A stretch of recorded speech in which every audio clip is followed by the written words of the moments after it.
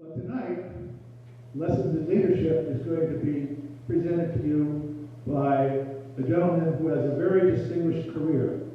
Currently, he is the Senior Research Fellow at the LBJ School of Public Affairs at UT. And he teaches courses in leadership there, as well as he's on the Governor's Executive Development Program where he teaches leadership.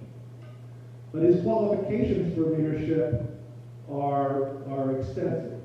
37 years as a Marine Corps officer, in 2002 to be the director of the Lyndon B. Johnson Space Center in Houston. And for the next 3.5 years, he led that organization. And during that time, he had the challenge of dealing with the Columbia Space Shuttle tragedy. Please join me in welcoming our VK neighbor, J.D. Howell. Thank you very much. Good evening. It's great to be alive in a Lakeway, right? Of course, at my age, it's great to be alive in anywhere. I'd like to start out just wondering how many of you remember the morning we lost Columbia, where you were and what you were doing.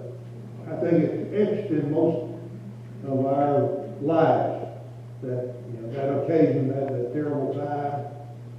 And I'd like to just put out 7 names at the beginning here, lest we forget. Shuttle, Rick Husband, Willie McCool, Mike Anderson, Dave Brown, Laurel Clark, and Elon Ramon. And those are the 7 heroes we lost that awful morning. And I would like everyone to maybe spend a moment thinking about them.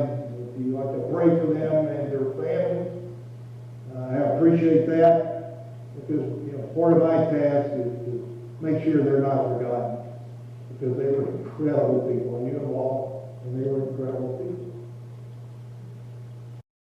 Columbia comes across the west coast, being down on the floor. Somebody sees on their computer a red light, announces it, we got a problem. They call up the shuttle, hey, we seeing something bad here, and no answer, and never talked to them again. And by the time they got over to West Texas, they were coming apart. And it was horrible. And I'll never forget, I just couldn't believe it. I was in denial. And Ron Dittemore, who was the head of the shuttle program, ran over to my telephone and got on to call it Rapid Reaction Team. And he looked at me, he said, Pete, I was here for Challenger. You have now started your worst nightmare. And he was right. He was right. And so it became my duty to go down to the International Space Station control room, call up. They were in a sleep cycle at that time. And got Ken Bowersox, who was the commander of ISS, and told Ken, you just lost 7 of your best friends. And oh, by the way, we don't have a way of getting you home right now. And so you better look at all your water and rations. I found out we were going to put an advanced headquarters, recovery headquarters at Barksdale Air Force Base in Louisiana. A lot of people don't know that the first pieces of the shuttle that came down were west of Fort Worth that were found.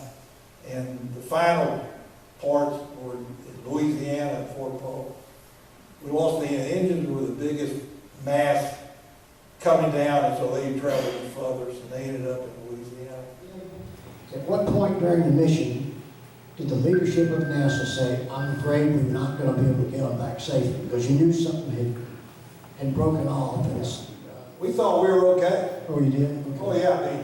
The analysis that was done, we had a team that did, would analyze all the damage and run it through computers and come up with their answers.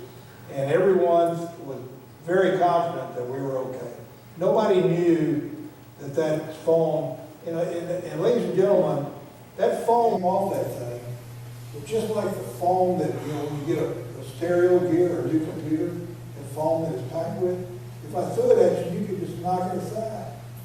But when it's going 760 feet per second, it'll take your head off. And that's what, you know, and that thing squarely hit on the leading edge of the carbon, you know, the leading edges of the wings of carbon, very hard, brittle stuff. And so it was just, you know, it was just the perfect storm. It was terrible. And so that's how that plasma got through there. Once it got through, the guts of that airplane's aluminum, it melted and that, you know, that terrible tip. Yes, sir. Thanks so much for being here. I've learned so much from you tonight.